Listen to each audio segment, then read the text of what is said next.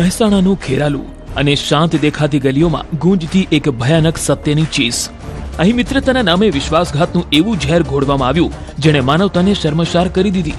એક યુવક જેણે હિન્દુ નામ ધારણ કરી પ્રેમની જાળ વિછાવી, પણ એ પ્રેમ પાછળ છુપાયેલો હતો વાસના અને બ્લેકમેલિંગનો બિહામણો ચહેરો. જ્યારે આ બહુરૂપીનો નકાબ ઉતર્યો ત્યારે ખેરાલુની ધરતી પર કાયદો અને જનતાનો આક્રોશ સામસામે આવી ગયા.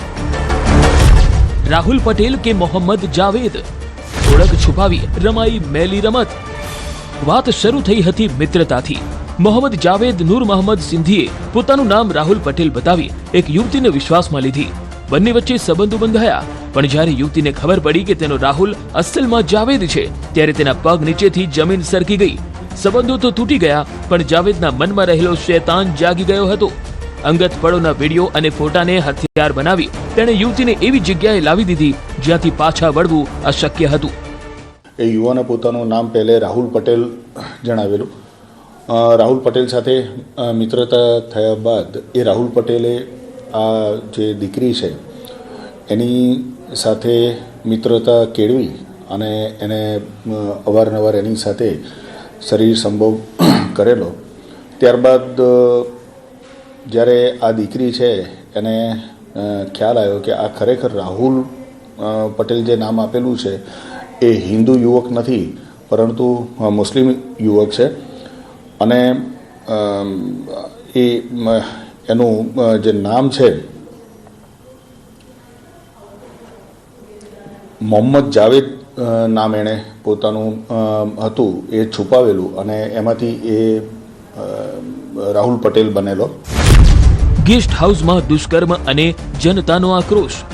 ગત 21મી ફેબ્રુઆરીએ બ્લેકમેલિંગની આ ચરમસીમા વડનગર રોડ પર આવેલા એક ગેસ્ટ હાઉસમાં પહોંચી. બદનામીના ડરે યુવતી જાવેદ સાથે જવા મજબૂર થઈ અને ત્યાં તેની મરજી વિરુદ્ધ દુષ્કર્મ આચરવામાં આવ્યું. પણ પાપનો ઘડો ભરાઈ ચૂક્યો હતો. જાગૃત નાગરિકોને ગંધ આવી ગઈ અને રાતે ગેસ્ટ હાઉસ રણ મેદાનમાં ફેરવાઈ ગયું. જાવેદને રંગે હાથે પકડી લેવાયો અને પછી જે થયું તે વિડીયોમાં કેદ છે. કાયદો હાથમાં લેતું ટોળું અને જાવેદને મળતો મેથી પાક.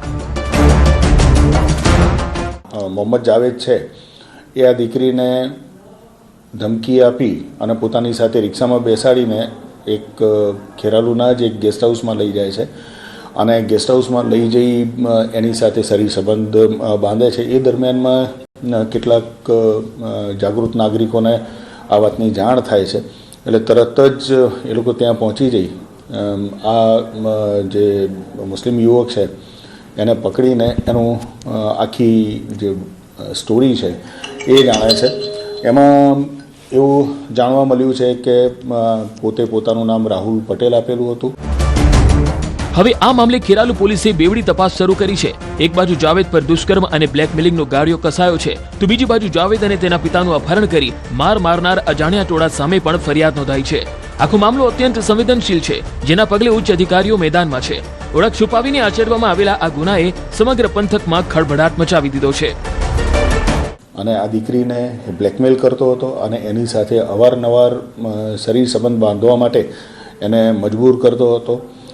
આ અનુસંધાને આ દીકરીની મરજી વિરુદ્ધ એણે શરીર સંબંધ બાંધ્યો હોવાનો ફરિયાદ આપતા અમે આ યુવક વિરુદ્ધ ગુનો દાખલ કરેલો છે. હાલમાં એ તપાસ ચાલુ છે. નામ બદલ્યું, નસીબ નહીં.